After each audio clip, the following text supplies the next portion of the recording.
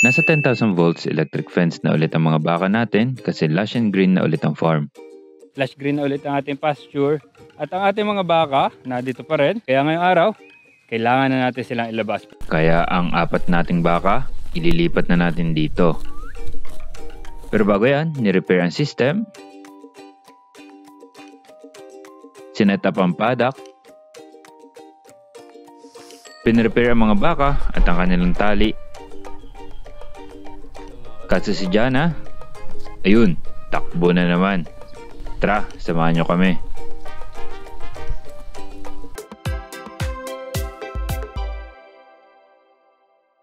Okay, so ngayon may project tayo tungkol sa ating mga baka. Dala-dala na ating mga gamit. Kung wari, bigat, kaya dinala dito.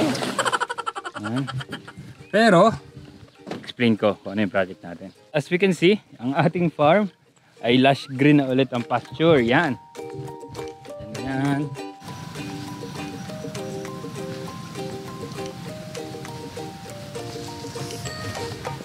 At ang ating mga baka, na dito pa rin, na Chiki, Elise, Jana at Gio, nandito pa rin sa ating paddock from summer pa. Pero, ubos na yung ating dayami. Kaya ngayong araw, kailangan na natin silang ilabas. Pero, ang problema ay hindi tayo handa dahil ang ating mga electric fence para sa paglipat-lipat natin sa kanila ay medyo hindi na ganun ka-good condition. Kaya ngayon, gagawin natin ito. Don't get me wrong, ang tinutukoy kong fence ay itong mismong PC natin. Yan ang tinutukoy ko. Ito naman ating energizer, okay na okay yan. And then yung ating mga poste, ito, yan o, nagkadamo na. Sobrang tagal na hindi nagagamit. I-repair lang natin pati itong mga ano natin. Papalitan na natin yung ating mga rope, electric rope. Papalitan na natin. Kasi matagal na sila at nawala na yung pagka-twist niya at hindi na very good conductor.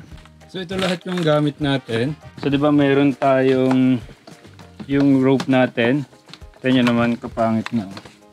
Yun o, wala nang twist. At dito napuputol yung mismong ano niya, conductor niya. Kasi nagatuna yung ano niya, yung plastic na part niya. Tapos itong ating poste. So meron tayong dalawa doon. Meron tayo dito 20. Tapos meron tayo 17 doon sa paddock ng baka. Kunin ko na rin lang siguro para ma-inspect natin. Pati mapalitan natin yung mismong wire nun. Ito yung ating dayami ngayon. Oh. Ubus na. Wala na. Kaya kailangan nang lumabas ng ating mga baka. Sapat na yan sa kanila. At tuloy-tuloy na yung tubo niya. Kasi tuloy-tuloy din yung ulan. Kunin natin yung electric fence na. Patayin lang natin. Baka naman tayo mga siding niya.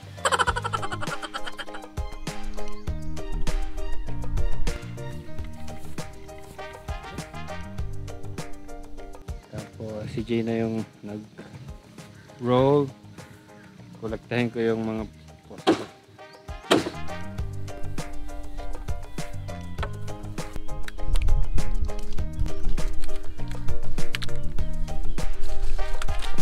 So ito na yung lahat ng gamit natin. Meron lang tayong for repair na spool. Itong dalawang to. Kasi ayun o, basag na siya. Dapat kasi 4 siya para pantay siya. So gagawin natin, tatanggalin natin itong luma, lahat ng luma. Then i-repair natin at lalagyan natin bago. Siyempre, katulong natin si Jay. Palagi yan pag available siya. Kami ni Jay ang magpapalit ng mga rope. Si John Paul ang gagawa ng spool. So obviously ito ay DIY lang namin. Kasi yung nabibili na reels talaga para sa ganito ay mahal. Kaya DIY, it serves its purpose naman. So, John Paul, pakita mo kung paano gawin. Magpupulon kami. Ganito lang yan. Kailangan nating painitin yung PVC. Kasi para itong 3/4 kaya hindi magkakasya. Kaya iinitin natin. Okay, habang ginagawa ni John Paul, maglalagay na tayo ng bagong electric rope natin para sure tayo sa conductivity. Yan. So yan, may bago. Pero kailangan natin sukatin para pare-pares yung sukat ng ating rope kada spool natin. Yan, so may sukatan kami. Itong PVC na ito. 10 feet ang haba niya. So, ang initial target natin is 120 feet ng rope ang ating i-spool. So, dosing balik. John Paul, busy pa rin doon. Sinukat pa namin nung una ang inilagay na rope. Kaso, medyo nakakaumay. Kaya tinansya na lang namin. Basta 150 feet ang tansya natin kada spool. Bakit ba kailangan natin ito? Ipapakita ko sa inyo. So itong ating electric rope, naka-twist, ganyan. So ang kailangan natin, dapat pag tayo ay nag-unroll at roll ng ating electric rope, dapat ay straight lagi. Straight, tapos pag magbabalik ay straight. Kasi pag yan, in-unroll natin ng pagganito, tapos ni-roll natin ng pagganito, diyan nagsisimula na mawala yung twist niya. At pag nawala yung twist, maghihimulmul siya at mas madali siyang maputol-putol. Lalo na pag medyo lumutong na. At pangit siyang tingnan, yun din ang isa na. At pag naputol yung mga conductor wire nito, yun. Doon magsisimula na mawala ng dalo yung ating pulse. Ang mga poste naman ang nirepair namin. Wala namang basag ang mga insulator. Kinailangan lang tuwirin ang mga balikang poste. Habang ginagawa yan, natapos na ang mga rope. Testingin natin tong ating energizer kung gaano pa siya ka vigorous. Yan. Tingnan nyo naman, natalon ang 10,000 volts na electric shock. Okay, mababa ang amperahin yan kaya safe yan. Nakakagulat, pero safe yan. So yan, ito yung ating energizer para sa ating native pig. Sana kasya, nag-rely lang kasi ako sa description at sa seller. Ilagay natin ang battery na dumating. Kasi diba, walang battery na kasama itong nabili ko. Ang problema, hindi lapat. Mas malaki ang battery. Gawa na lang natin ang paraan sa susunod na araw. Pero try na natin. Mukhang lobat ang nabili ko ah. Kailangan kasing ibilad bago mag-pulse.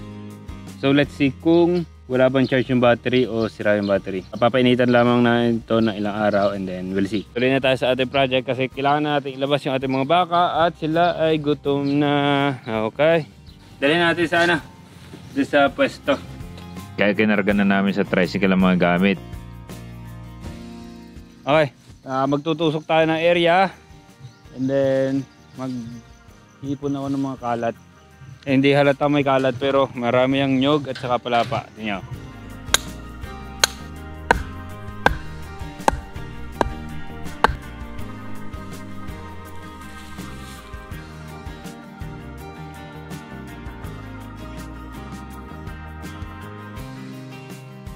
Ikinarga ko ito at hinakot.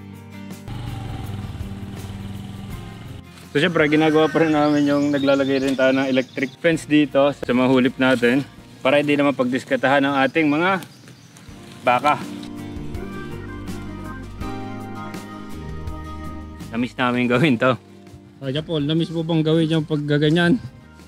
Matagal-tagal na eh. Miss na rin yan ng ating mga baka. Puro dayami silang tuyong-tuyo. Tingnan natin ang reaksyon nila mamaya pag punta nila dito. Kaya pinrepair namin ang mga baka.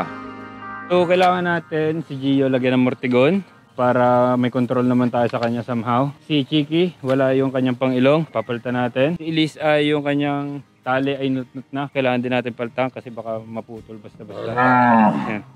Unahin natin ang mortigon ni Gio. Hindi natin alam kung ito ba yung madaling part. Si Gio ang inuna namin lagyan ng mortigon. Kinailangan pa namin ng tulong ni Jay para matalin si Gio. At ang akala ko okay ang tali ni Jana, yun pala, paputol na naman ito. Siyempre si Jay to the rescue na naman. Mas mabait pa sa kanya mga baka namin ah. Si Jana napalitan namin ng lubid. Hindi na nakapag-video kasi hindi ko na inuna yung video. At one time big time na naman yon. At least nagawa namin na maayos. So ngayon, ang target naman natin si Elise mapalitan ng lubid kasi yung lubid niya ay pitag-pitag na, marami ng lamat. Buti naman hindi kami masyadong pinahirapan, kaso ang baho ng hininga. May natalsik pang sipon sa mukha namin, kainaman na. Hirap maging farmer minsan ah. Okay, yung mga target natin, okay na. Okay na si Jana, okay na si Elise. Nilabas na namin ang mga baka. Si Chiki, kalalabas lang. Dali agad sa pagkain ng damo eh. Yun, dali na. Enjoy sa fresh na damo ulit si Chiki. Okay, success. Buti walang naging pasaway. Isunod natin yung dalawa. Sana lang wag magpasaway sa paglabas. Dinala ko si Elise. Payapa naman. Kaso, ito na, si Jana. Si John Paul ang may dala. Nang biglang, ayun, takbo. Extra na naman eh. Buti na lang, binalikan niya mga kasama niya kaya madali din lang naming napabalik sa paddock.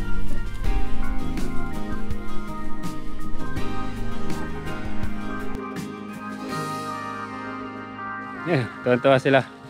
So bibigyan lang natin silang tubig. Kaso, may isang problema tayo.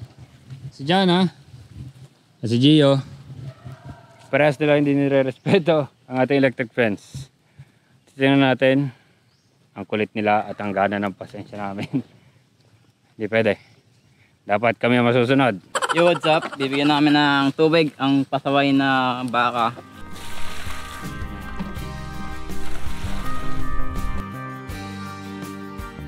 Sana magbehave ang mga baka natin para payapa ang buhay natin at masaya sila. Sila para sa video na to. Masaya na ulit ang ating mga baka. Pero sa mga susunod na araw, magiging masaya kaya si John Paul at si J-Man. Malalaman. Malalaman. Yun lang. Maraming salamat. Subscribe and pin!